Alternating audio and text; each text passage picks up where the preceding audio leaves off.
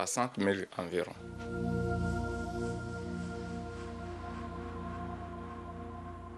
Ceci, c'est des pitons royaux, des pitons royaux du moins. Et ils sont nés en avril 2003. Après un an, ils deviennent des géniteurs, donc prêts à procréer.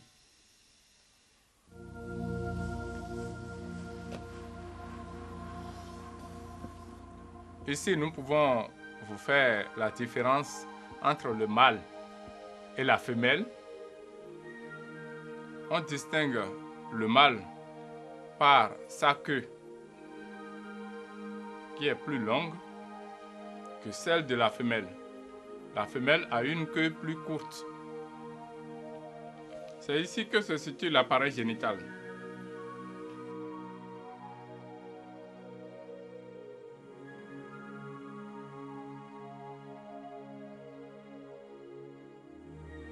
Voilà l'appareil génital mâle.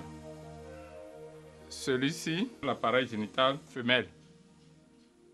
Ces pitons, au cours du mois d'octobre-novembre 2004, ils vont commencer par s'accoupler. En décembre, janvier, février, ils vont pondre des œufs. Avril, mai, juin. C'est des gens qui élèvent plusieurs types d'espèces dans le cadre d'une convention que nous appelons la Convention sur le commerce international des espèces de faune et de flore sauvages menacées d'extinction que nous réduisons en CITES.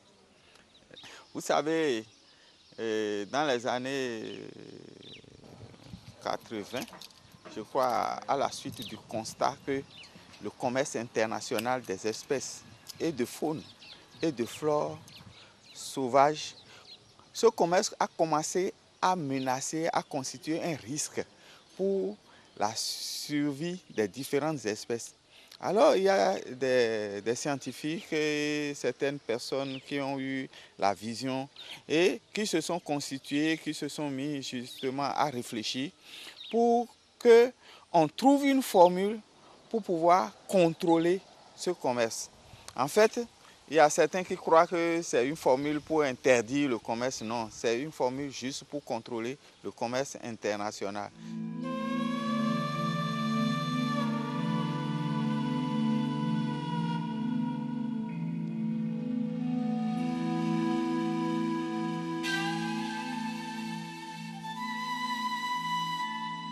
Ici, nous sommes dans la salle de reproduction des animaux, notamment appelés les reptiles, le python régis.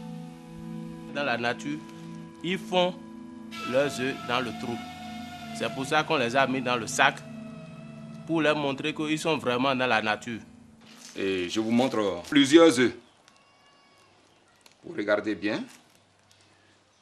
Si vous voulez, je l'enlève. Vous le voyez.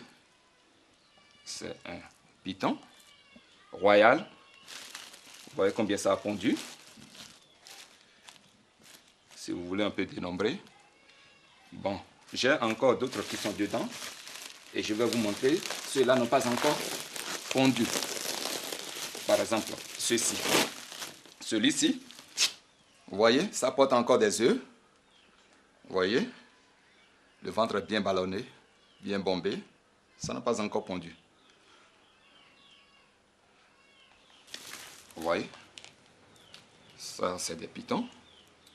Portent des œufs également. Vous voyez. Il y en a plusieurs dedans. Vous voyez. Ils sont agressifs quand ça porte des œufs. Alors, il faut beaucoup faire attention. Voilà. Ceci qui a commencé par mai. Vous voyez. Ça change de mieux, quoi. Comment on dit ça, mieux. Et c'est après cet exercice 2 fois, 3 fois comme ça que ça pond l'œuf.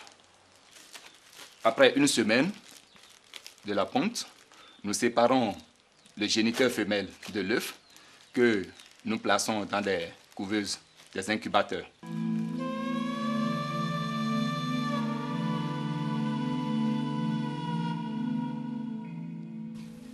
Voici le système d'incubateur que nous avons inventé pour faire clore les œufs. Les œufs de python, les œufs de varan et autres. Il y a une position pour placer les œufs dans ce système d'incubateur que voici. Ici, c'est la partie qui reste en haut. Et ici, c'est cette partie-là qui reste en bas. Sinon, le python, avant de pondre, il a pondu les œufs dans cette position-là. Donc, lorsque vous voulez placer les œufs dans les incubateurs, et vous mettez ça en position inverse, les animaux ou bien les bébés qui vont sortir de ces œufs-là, leurs têtes seront dirigées vers le bas. Et là, vous aurez un mauvais résultat après éclosion. Donc, il faut les placer comme ça.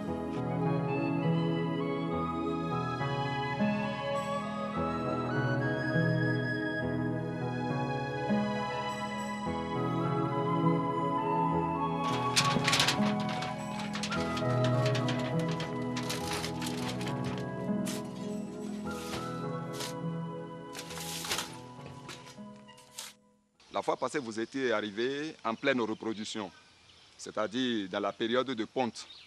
Maintenant, nous sommes en période d'éclosion. Alors là, je vais vous montrer les bébés sortis des œufs. Vous allez voir.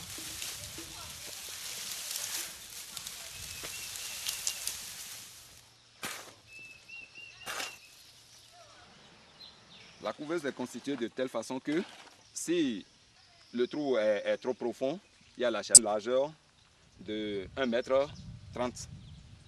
Et comme ça, si c'est constitué comme ça, ça va légèrement. Ça suffit pour l'éclosion. Donc après une quarantaine de jours, les bébés, par la lésion, font sortir leur tête comme ça. Donc après cette petite lésion, 72 heures après, le bébé sort de l'enveloppe. Alors là, c'est l'éclosion.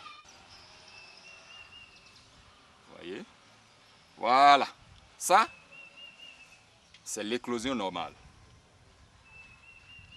Voyez, c'est ça. Le bébé sort, il n'y a même pas le cordon ombilical. Tout rentre dedans. Voyez, et ça se referme. Voici l'emplacement, ça se referme. Et comme ça, quand on voit dans l'enveloppe, il ne reste que ce que vous voyez. Vous voyez, c'est ça. L'enveloppe est complètement vide. Alors, on recueille les bébés comme ça.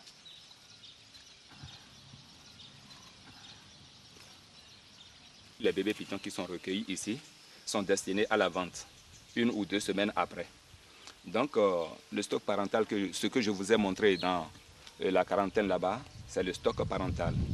Et c'est de cela qu'il y a 1500 bébés pythons pour le moment.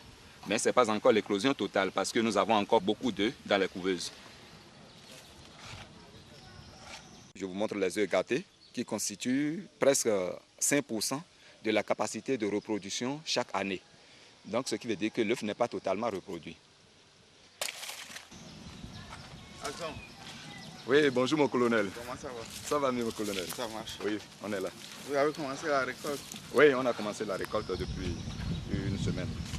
Bon, on est passé pour vous apporter l'information que la semaine prochaine, on va avoir le quota. C'est ça. On a pris contact avec eux et ils avaient des difficultés, ils nous ont expliqué leurs difficultés. D'accord. Mais ça, c'est déjà résolu.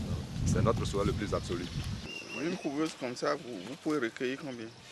Non, selon ce qui est sorti, hein, Non, au total. au total, on peut recueillir pas mal de 2000 bébés. Hein. 2000 par... Oui, vous en avez combien maintenant? Bon, si, cette couveuse maintenant c'est petite, c'est un peu, comparativement à l'autre, oui. Vous voyez que c'est un peu petit. Donc, si c'est un peu trop grand, on recueille de 3500 à 4000 bébés dedans, si possible. Donc, on essaie de conserver quelques-uns, comme dans notre cheptel, pour reconstituer le stock parental. Et puis les bons vieux pythons, les vieux reproducteurs, et que je vois un peu faibles, qui ne peuvent plus reproduire, ils seront destinés au lâcher. Dans la brousse, là où il y a prolifération de rongeurs, tout juste pour équilibrer l'écosystème des espèces de faune et de flore sauvages menacées d'extinction.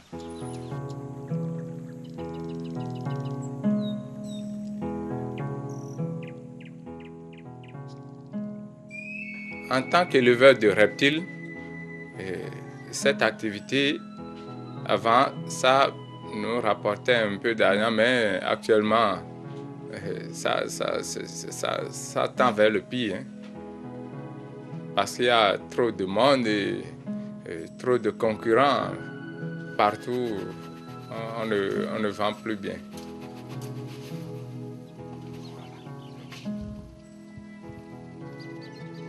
La vente des reptiles se fait selon l'offre et la demande. Donc, nous avons des partenaires économiques. Bon, s'ils nous donnent la commande, Les différentes espèces qui vont faire l'objet de la transaction sont effectivement élevées dans un ranch. Il faut que nous prenions cette assurance en allant vers les ranchs, qu'ils soient là, les propriétaires des ranchs soient là ou qu'ils ne soient pas là. Nous, on va vers les ranchs, on va vérifier. 6 mois? Oui, oui. Ça fait approximativement 180 jours. Okay.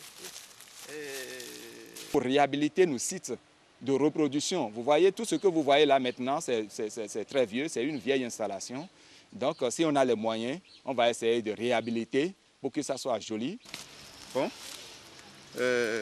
disons au plaisir. Merci, du courage, merci. beaucoup de courage. À vous autant. Ouais.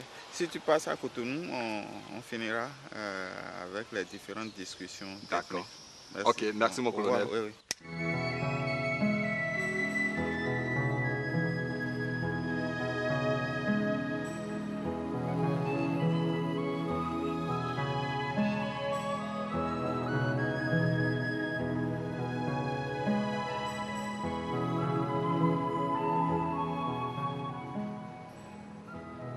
Votre permis avec les 3 espèces demandées, python royal, scorpion noir et caméléon sénégalensis.